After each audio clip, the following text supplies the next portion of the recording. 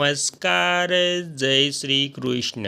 સ્વાગત છે તમારું આપણી YouTube channel government pension salary ઇન્ફેન્ટ ન્યૂઝમાં. તો આજે આપણે વાત કરવાના છીએ કે ગુજરાત રાજ્યના વિધવા મહિલાઓને મળતી સહાયમાં જે 18% વધારો કરવામાં આવ્યો છે તેના વિશે. તો હવે તમામ વિધવા મહિલાઓને મળતી સહાય જે પેન્શન મળે છે તેમાં 18%નો વધારો કરતાં તમામ વિધવા મહિલાઓ માટે ખૂબ જ આનંદના સમાચાર સામે આવ્યા છે. તો ગુજરાત સરકાર દ્વારા વિધવા મહિલાઓ માટે ચલાવવામાં આવતી ગંગા સ્વરૂપા આર્થિક સહાય યોજના એ એક મહત્વપૂર્ણ સામાજિક સુરક્ષા કાર્યક્રમ છે.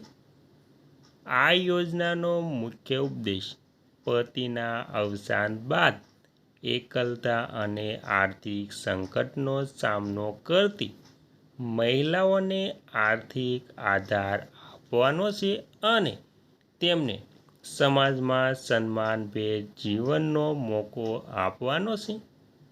યોજનાનો મુખ્ય ઉદ્દેશ અને તેમાં ભારતીય સમાજમાં જ્યારે કોઈ સ્ત્રીના પતિના અકાળે નિધન થાય છે ત્યારે તે માનસિક આઘાતની સાથે સાથે આર્થિક સમસ્યાનો પણ સામનો કરે છે.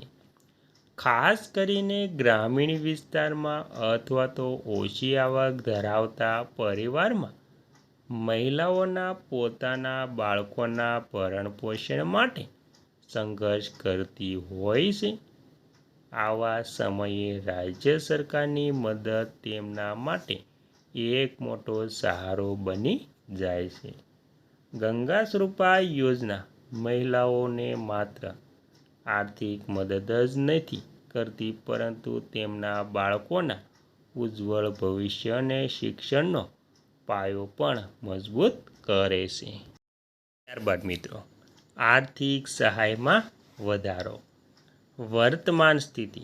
ગુજરાત સરકાર દ્વારા સમય પર સહાયની રકમમાં વધારો કરવામાં આવ્યો છે.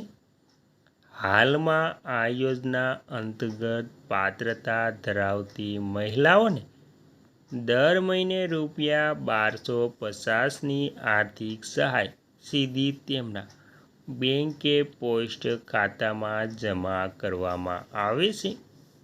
ડિજિટલ સુવિધા અને ઘરે બેઠા પેન્શન સહાય મેળવતી મહિલાઓને એક કે પોસ્ટ ઓફિસના ધક્કા ન ખાવા પડે તે માટે સરકારે મોટો સુધારો કર્યો છે.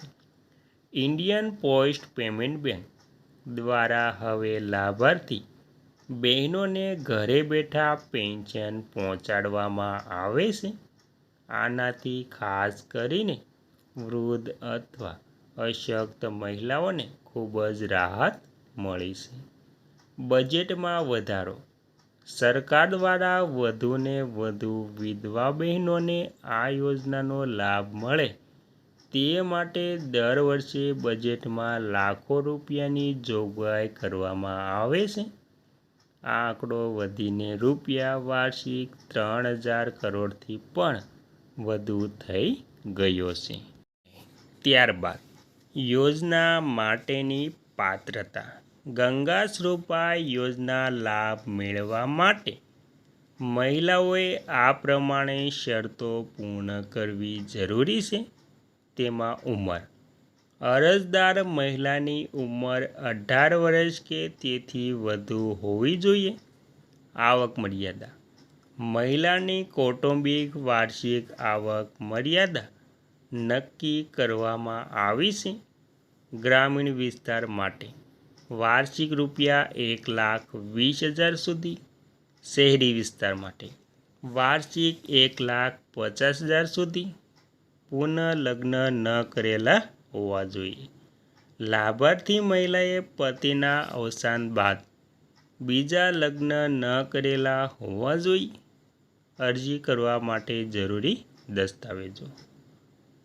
જો તમે અથવા તો તમારા પરિવારમાં કોઈ આ યોજના માટે પાત્ર છે તો તેમને આ પ્રમાણે દસ્તાવેજો આપવા પડશે. તેમાં વિધવા બહેનોનો પાસપોર્ટ સાઇઝનો ફોટો, રેશન કાર્ડની નકલ, આધાર કાર્ડ અથવા તો ચૂંટણી કાર્ડ, પતિના મૃત્યુનો દાખલો, જન્મ તારીખનો દાખલો અથવા તો શાળા છોડ્યાનું પ્રમાણપત્ર.